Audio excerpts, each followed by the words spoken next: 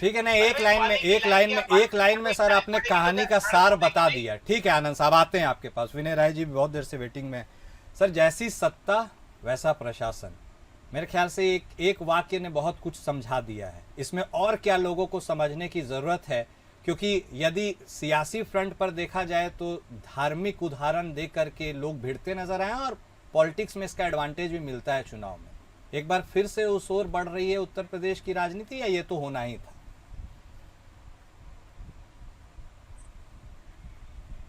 Sir unmute कर लीजिए अपने आप को।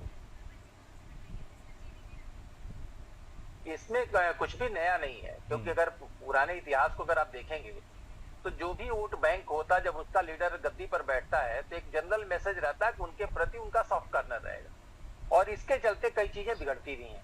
मान लीजिए अगर मुलायम सिंह जी की सरकार थी तो ये थोड़ी कहते थे जाके दंगा करो, लेकिन कहीं न कहीं जो उनके वोट बैंक के लोग थे उनका मॉरल हाई होता है, वो सोचते हैं कि भाई हमारी सत्ता है, हम कुछ भी करेंगे, उस तरह कार्रवाई नहीं होगी। इस मामले में मैं सिर्फ इतना ही कह सकता हूँ कि जब मायावती जी की सत्ता थी उसमें आप किसी दलित समुदाय के लोगों को अपने सड़क पर उतरते हुए नहीं देखा कि वो प्रदर्शन कर रहे हो, या किसी की हिम्मत नहीं पड़ी। इसी राम जन्मभूमि का फैसला आया लखनऊ हाई कोर्ट की स्पेशल बेंच से, लेकिन एक पटाखा तक कहीं नहीं फूटा। उस समय मायावती जी मुख्यमंत्री थी। तो कानून व्यवस्था बनाए रखना सत्ता और प्रशासन का काम है, और ये तय है कि भाई जो मुखिया होता है उसके निर्देश पे नीचे काम होता है। लेकिन ये दल कोई भी हो, उनको एक चीज समझना पड़ेगा कि हिंदू मुस्लिम से चुनाव न पहले हुआ था ना अब होगा। एकदम स्पष्ट बात है, जब उत्तराखंड अलग नहीं हुआ था, जिस समय राम जन्म